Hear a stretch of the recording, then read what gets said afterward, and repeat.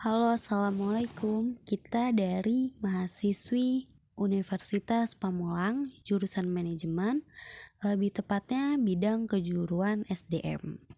Di sini kita membahas tentang perusahaan multinasional untuk memenuhi nilai UAS mata kuliah Ekonomi Internasional. Nah, dengan saya Ismaya dan teman saya Juliana Sari Dharma Putri. Oke, langsung saja teman-teman. Perusahaan multinasional.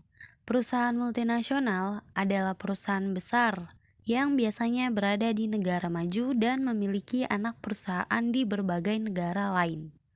Biasanya di negara berkembang.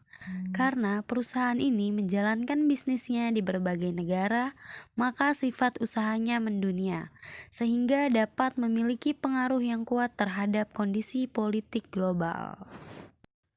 Tujuan perusahaan multinasional itu sendiri, yang pertama ada raw material seeker.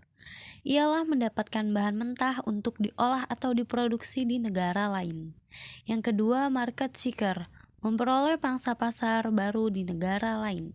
Dan yang ketiga, cost minimizer seeker, yakni mencapai efisiensi biaya karena dengan melakukan investasi memungkinkan biaya produksi menjadi lebih rendah. Yang keempat, ada risk minimizer seeker. Salah satu perusahaan dapat menurunkan resiko produksi dan penjualan dengan mencari lokasi baru di negara lain. Dan ciri-ciri perusahaan multinasional. Yang pertama ada kegiatan income generating atau pendapatan melampaui batas-batas negara. Yang kedua, memiliki manajemen global untuk koordinasi cabang-cabang di banyak negara. Yang ketiga, memiliki kontrol terhadap teknologi dan juga modal. Yang keempat, menempatkan afiliasi di negara-negara maju. Yang kelima, visi dan strategi berbasis global. Yang keenam, memiliki sistem modal ventura, lisensi, dan franchise dengan sistem manajemen yang melampaui batas-batas negara.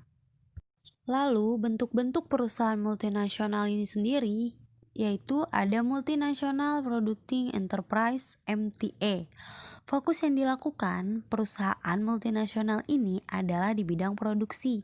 Jadi, MNC ini memiliki dan mengontrol berbagai fasilitas produksi di lebih dari satu negara. Yang kedua ada Multinational Trade Enterprise atau MTA. Fokus dari MTA ialah pada bidang perdagangan.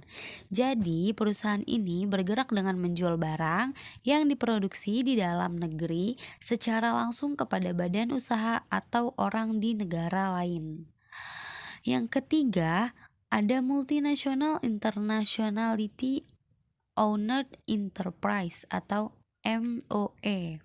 Perusahaan ini lebih mengarah pada kepemilikan usaha dari satu induk perusahaan yang menyebarkan cabang-cabang produksi.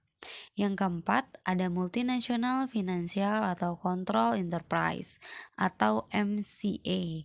Fokus dari perusahaan ini lebih pada pemodalan atau pembiayaan. Pada MOE dan MCA, kegiatan perusahaannya diawasi oleh lebih dari satu negara.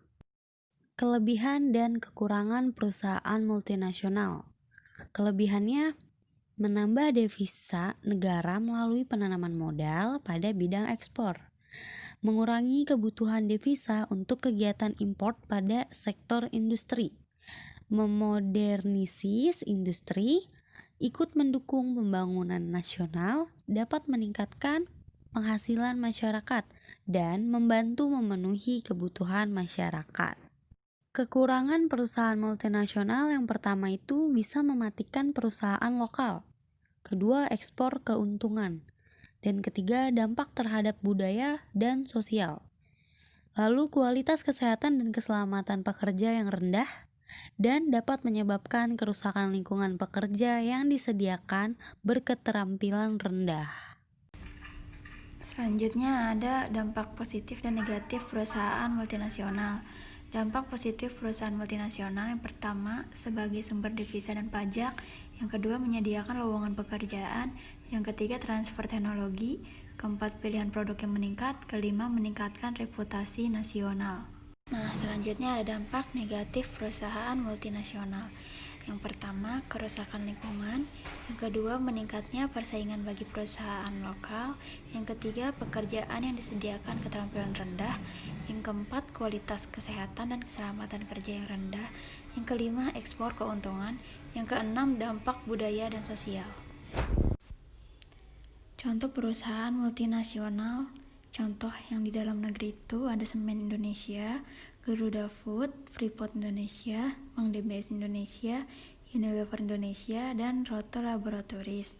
Contoh yang dari luar negeri yaitu ada Google, SAS Institute, NetApp, dan Microsoft.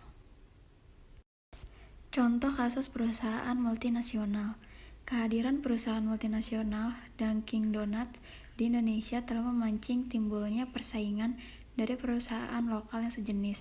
Terbukti saat ini mulai banyak bermunculan perusahaan donat lokal yang menghasilkan donat-donat berkualitas seperti dengan yang berbentuk resto, donat, dan kopi. Sebut saja donat iKref, Java Donat, donat Kampung Utami, Ringmaster, sampai donat Jeko yang semakin digemari para penikmat donat. Dunkin' Donuts yang merupakan restoran donat dan kopi dengan jaringan terbesar di dunia saat ini terbukti mampu merangsang pertumbuhan perusahaan donat lokal yang ada.